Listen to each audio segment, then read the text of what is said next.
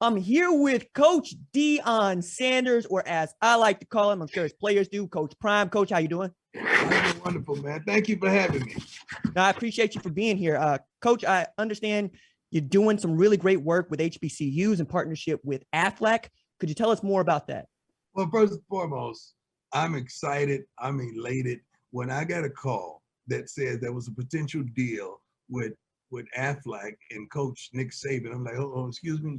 You say what?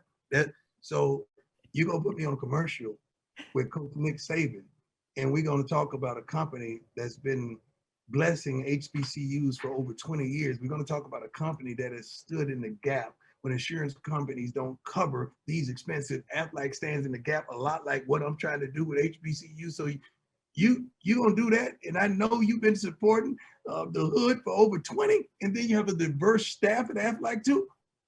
Sign me up. Darn it, I'm ready to go. Let's go. Turn the cameras on right now. And they did. And the commercials are phenomenal. I cannot wait for you to see them. And we brought that culture in it with the bands, you know, the bling. We brought my thing in it, and I'm excited. But while delivering the message as well. Right on, Coach. I wanted to see if that message gets to your players about what Jackson State was about, because between 1963 and 1972, we talk about 36 players drafted by the AFL and NFL. I think 1968 saw 11 alone. I want to know from you when I can expect those kinds of numbers from Jackson State again. Hopefully real soon, because that's all I came for. But you got to understand, a win ain't a win for me. What's the win for me? If we win the SWAC, is that a win and no one goes pro? If we go pro, several guys go pro and we don't win the SWAC, is that a win for me? So is that a win for me for a multitude of our players not to go into the professional, not football, but professional workforce at six figures a year? That's the way I think, man. I want a whole broad arena of winning. I want some of these kids, 97% of these kids probably won't go to play professional football. Why can't they be a pro?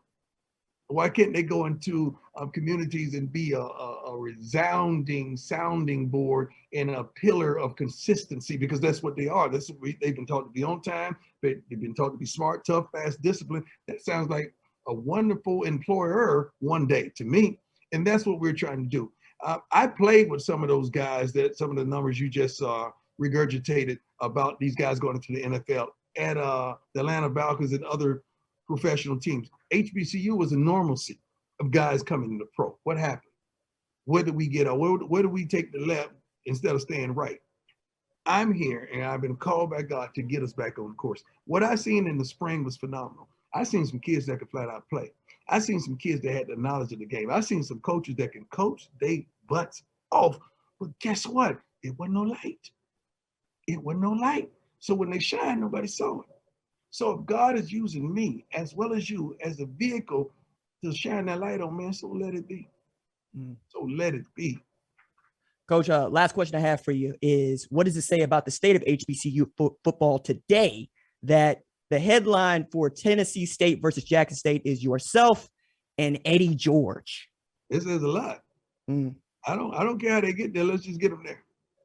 I don't care how they get there. Let's get them there. So if you want to use us as a conduit to attract the television networks, the sponsors, because you're talking about two reputable guys that really played at a high level. If that what it is, so let it be. Now, once we get that attention and we refocus it on our kids, on our bands, on our alumni, on the stadiums that we need, on the resources that we're trying to attain, so let it be. The Bible says God uses the foolish things to confound the wise. And if I have to be one of the foolish things to confound the wise, so let it be. Coach, I really appreciate this. I can't tell you what it means to me to be able to do this with you. And I wish you the best of luck this season. Thank you so much. And don't let this be the last time, please, sir.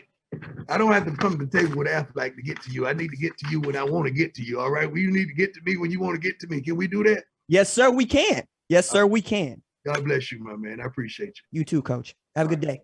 You too. Hey, kinfolk, I appreciate you for watching. Subscribe here and ring the bell so you don't miss the latest upload to the channel. Also, be sure to watch more videos here, like FS1 Studio shows and the best from Fox Sports and Fox Sports Digital.